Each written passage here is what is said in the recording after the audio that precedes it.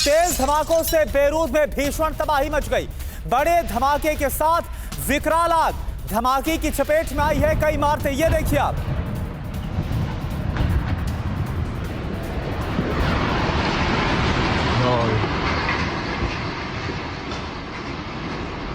तो ये तस्वीर इस वक्त आपको हम दिखा रहे हैं। लगातार जो बेरूत है वो धमाकों से दहल रहा है। देर रात क्या हुआ है, पूरी रात बड़े धमाके हुए हैं।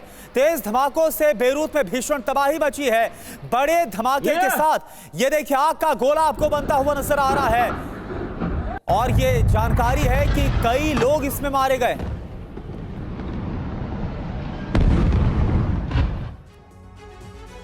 तो बेरूत का इलाका लगातार दहल रहा है। आपको बता दें लेबनान के बेरूत में जबरदस्त धमाके हो रहे हैं। एक और बड़ी खबर बताते हैं, धमाकों के बाद एयरपोर्ट रोड पर आग लग गई है। एयरपोर्ट रोड को निशाना बनाया गया है। हमलों में गोल्डन प्लाजा इमारत ध्वस्त हुई है। देखिए तस्वीरें आपको दिखा रहे हैं, एक एक इलाका जो कि सबसे ज्यादा प्रभावित है और ये एयरपोर्ट रोड है जो बताया जा रहा है। जो गोल्डन प्लाजा की इमारत है उसे ध्वस्त किया गया। एक धुएं का गुबार आप देख रहे हैं। जब अटैक हुआ, आग लग गई तो धुएं का एक बड़ा गुबार देखने को मिल रहा है। TV9 भारतवर्ष एक्सक्लूसिव तस्वीरें आप तक पहुंचा रहा है ग्राउंड जीरो से। और इस वक्त वॉर जोन में जो हालात हैं बेरूत में खासतौर पर, वो विध्वंसक हैं।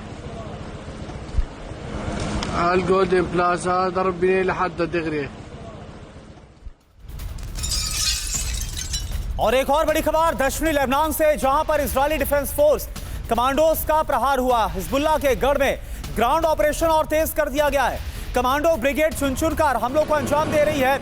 IDF कमांडोज ने कई हिल्स के लड़ाकों को ढेर किया। ये देखिए जो ग्राउंड ऑपरेशन इस वक्त दक्षिणी लेबनान में हो रहा है इजरायली डिफेंस फोर्स का, वो इस वक्त हम आपको दिखा रहे हैं। जो हिजबुल्लाह के ठिकाने हैं और जो कमांडर्स हैं इनके, उन सबको चुन चुनकर ढेर किया जा रहा है।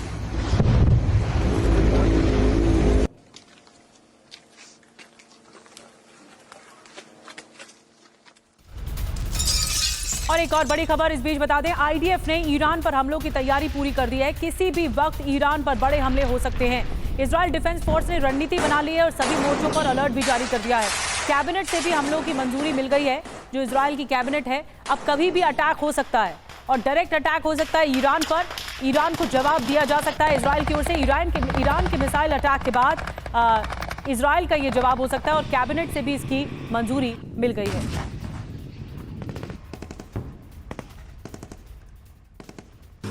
और इजरायल डिफेंस फोर्स अपनी तैयारियों के लिए जाना जाता है, इसलिए तैयारी क्या है ईरान पर अटैक करने की, ये जानने के लिए चलते हैं करुणा शंकर शर्मा के पास। तो बिल्कुल ईरान के खिलाफ किस तरह से ऑपरेशन को अंजाम देने की युद्ध की तैयारियां हैं। बड़ी खबर क्या, ईरान पर हमलों के लिए IDF का ऑपरेशन अब तैयार हो गया है।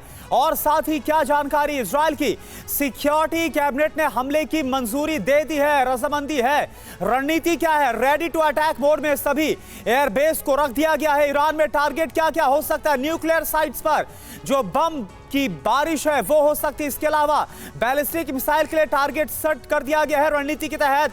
ऑयल रिफाइनरीज को भी टारगेट पर लिया जाएगा, ये भी हम आपको बता रहे हैं। हथियार डिपो को भी टारगेट पर लिया जाएगा। ये तमाम जो टारगेट्स हैं वो इजराइल के रहेंगे। खास बात क्या है, इजरायली सेना को बेंजामिन नेतन्याहू के आदेश का इंतजार है।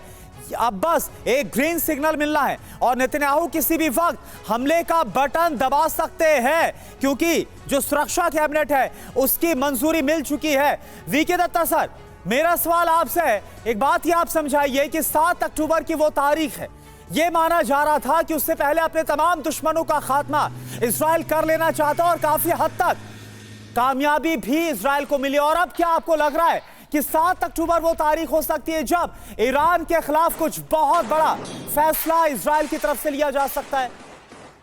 देखिए ऐसा है कि कल 1 साल पूरा हो जाएगा जो 7 अक्टूबर 2023 में हमला हुआ हमास के द्वारा। हमास, हिजबुल्लाह, हूती, चाहे सीरिया में हो, चाहे इराक में हो और चाहे ईरान खुद हो, ये सारे ईरान के प्रॉक्सीज हैं और ईरान की शहर के ऊपर ही ये हमला हुआ। और तभी नेतन्याहू साहब ने बोला है कि जितने हमले हमारे ऊपर हुए हैं उसके पीछे ईरान है। अभी कल इसका 1 साल पूरा हो जाएगा। हमास अभी जो फर्स्ट फेज़ में ऑपरेशन चालू किया इजराइल ने, उन्होंने हमास का खात्मा कर दिया तकरीबन। अभी मोपिंग अप चल रहा है। और जहाँ तक हिजबुल्लाह का सवाल है, अभी जो पूरा कमांड कंट्रोल कम्युनिकेशन उनकी लीडरशिप ख़त्म कर दी गई है और अभी ग्राउंड ऑपरेशन चालू हो गए हैं। तो अभी हिजबुल्लाह की बारी है, इनको चुन चुन के मारा जाएगा, पुश बैक किया जाएगा ताकि इजराइल के नागरिक अपने नॉर्दर्न इजराइल में वापस आ सकें। अभी जहाँ तक ईरान का सवाल है, ईरान ने पहले हमला किया, वो तब किया कि जब इजराइल ने डेमेस्कस में उनके कौंसलेट पे हमला करके उनके सीनियर कमांडर्स को मारा, उसके बाद उसने रिटेलिएट किया था। उसके बाद अभी उसने नसरुल्लाह के मारे जाने के बाद बोला हम उसका बदला ले रहे हैं, तो उसने जो रिटेलिएशन करा। जी। अगर आपको याद हो, पहली बार भी ईरान के हमले के 6-7 दिन के बाद इजराइल ने काउंटर अटैक करके अपनी काबिलियत जाहिर करी थी।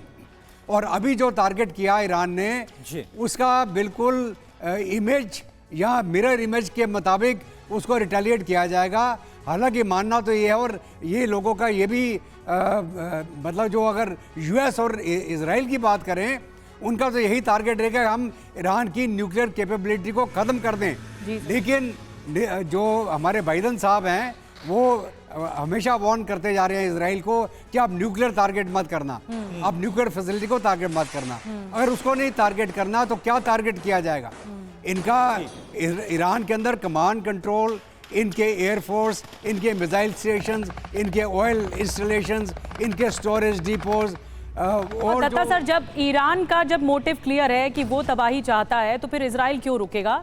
और न्यूक्लियर टारगेट्स ही क्या इसका अंजाम होगा आगे चल के? एक बहुत बड़ा सवाल आपने उठाया।